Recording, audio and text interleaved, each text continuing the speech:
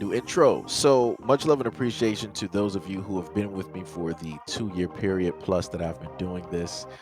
Thank you for showing your love and support to the channel. And to anybody else who is brand new to the platform and you would like to support the channel, also, you can do it by way of Patreon, Anchor, the clothing store, and also the shoe shop that is listed in the comment description below.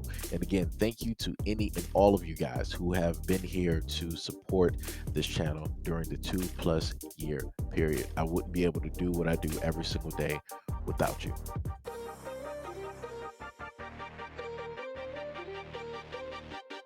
A 6-year-old girl wasn't allowed to play at a recreational. One, two, three, four. A 6-year-old wasn't allowed to play a recreational soccer game in eastern North Carolina because her hair clips violated the rules. Delray Marchman said officials asked her daughter to remove the clips before a youth soccer game on Monday, organized by the town of Hope Mills Parks and Recreation Department. Hope Mills is about 74 miles south of Raleigh. Marshman stated that the request was degrading and demoralizing for her daughter, who was black. Quote, in the year of our Lord, 2021, asking a little 6-year-old girl to alter the wear of her hair due to a subjective and culturally biased ruling during the play of any sport is outdated and not the move. Maxie Dove, the assistant director of Hope Mills Parks and Recreation, sent a copy of the rules to McCaffrey News on Tuesday, which states that jewelry, watches, rings, necklaces, earrings, hair beads, and hair wear of any type can't be worn during a game. Dove stated that the department has spoken with the child's parents about the safety rules and possible alternatives. Quote, we feel the situation could have absolutely been handled much better by the officials and have spoken with our booking agent about the situation. The officials are not employees of Hope Mills Parks and Recreation Department. They are independent contractors hired and scheduled by our local booking agent. Marshman confirmed Dove reached out to her on Tuesday. Quote, he did apologize for the way things were handled. When it comes to a child's feelings like they are less than because of their hairstyle or type, no, it was not enough.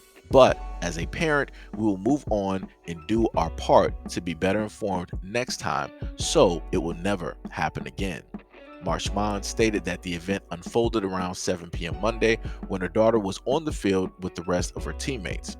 An official reportedly approached the 6-year-old and told her she had to take her hair down. Quote, she came over to my husband confused as to what they meant. My husband asked what needed to be removed and the volunteer said her hair is a distraction. Marshman stated that her daughter was wearing elastic ponytail holders and plastic clips at the time. Her husband asked which ones needed to be removed, but no one clarified. Instead, officials reportedly told him players can't wear their hair or hair wear or beads or hair wear of any type, but Marshman stated that her daughter's clips aren't head wear. Quote, those clips are her personal appearance that she has worn her entire life. Her daughter ultimately wasn't allowed to play and cried uncontrollably, questioning her physical appearance after the incident. Quote, the trauma and the torment she suffered tonight cannot be undone. Stated, sorry, baby girl, but this is America. There have been numerous instances in years of discriminatory rules targeting black athletes here in North Carolina and across the United States. At the 2021 Summer Olympics in Tokyo, swimmers were barred from using the brand Soul Cap. Swim caps primarily made for black swimmers because officials stated that the cap don't fit the natural form of the head and the caps of such a size and configuration are not necessary for Olympic swimming events. Black athletes were quick to point out the racial undertones associated with the decision. In May, Nicole Plies, a black softball player at Hillside High School in North Carolina, had to cut out her beads to continue playing in her team's senior night game. The head cheer coach at Ottawa University in Kansas resigned in January after a similar incident involving a black cheerleader who didn't want to remove a hair bonnet protecting her braids during practice.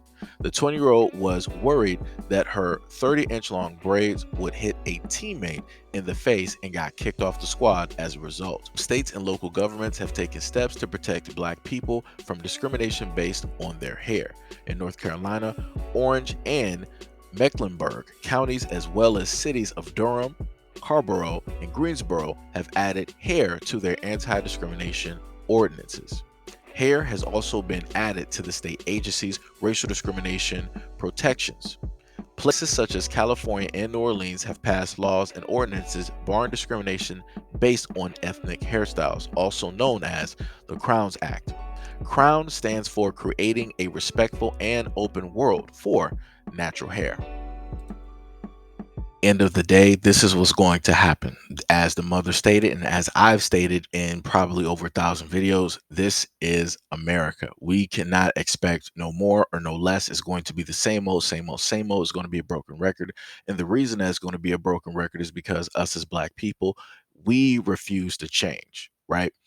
We expect everybody else to, change what they normally do in order to fit us in order to, in a sense, benefit us. When realistically, all we have to do is start changing how we conduct and move with other people. The moment in time that we start moving differently amongst and with other people, then everybody else is going to act accordingly. Like I said before, you can't in a sense say that you're a leader and you're still following the exact same guidelines, rules, and regulations as the other controlling class out here, right? It's basically at the point in time where black people have to start coming up with their own rules.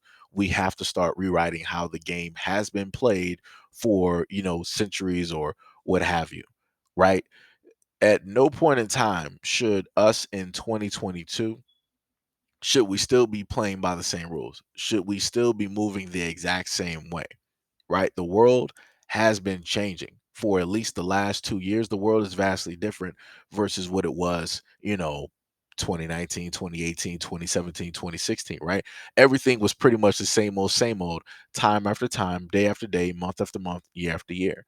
But now, once you've had that, that 2 years, I guess you could say time displacement, in a sense, because of everything that has taken place. Things have had to change. And because things are changing, people's perceptions, their perspective, the way that they move and they walk in life and the way that they talk has also changed with it as well. Some for the better, some for the worse, and maybe some in between there might have actually stayed the same. But us as black people, this is the time in 2022 where we need to start moving, acting, and talking and making money differently, because that's the only way that everybody else is, in a sense, going to take notice and, in a sense, respect, right? Like I said before, in a real sense, we shouldn't be worried about how they feel about us in the long run, because it's not going to matter for everything that's going to end up taking place within the next 5 to 10 to 15 to 20 years. It's not even really going to matter, because they're going to be really fighting amongst themselves, and they're really going to be tearing themselves apart. So before all of that, right, comes to a head, and before we have to, in a sense, face that exact same thing, black people, just sit up there, just start changing everything right now. The moment in time is just like healthy living, right? The moment in time that you, at this point in time, this is what, January 1st, January 2nd, at this moment in time from this point in this year, that you decide to change yourself health wise, meaning eating differently, the things that you decide to ingest, your body intake and your calorie intake and everything else, the moment in time that you change that right now, you're going to be a whole different person coming December, coming the next of January 1st of 2023. It's going to be a natural thing because you've been doing it for so long. It's going to become a habit, because we are all creatures of habit. So the moment in time that you change the old habits to something brand new that is beneficial to you, that's the moment in time that you have now become a brand new person. You are not the same person that you used to be. So that's the main thing that I want black people to take from the story. Yes, it does suck that this little girl had to go through this, but it was a necessary lesson to both her and the parents. This is something that she is never ever going to sit up there and forget. And every single lesson like this that happens to Black people in the Black community, I hope that we will take this as something that we will never forget, and we will use that as a stepping stone and or a building block in order to create a better possibilities or better futures for not only ourselves, not only for our children, but also for the community as a whole. Because just like the mother said, this is America. So at no point in time should you ever expect America or the quote unquote Americans to decide to switch up gears and change and become something more positive that is going to be more beneficial for others who don't look anything like them. But anyways, let me know what you guys think about the story and everything that I stated in the comment description below. And as always, peace, love, and stay tuned for the next video.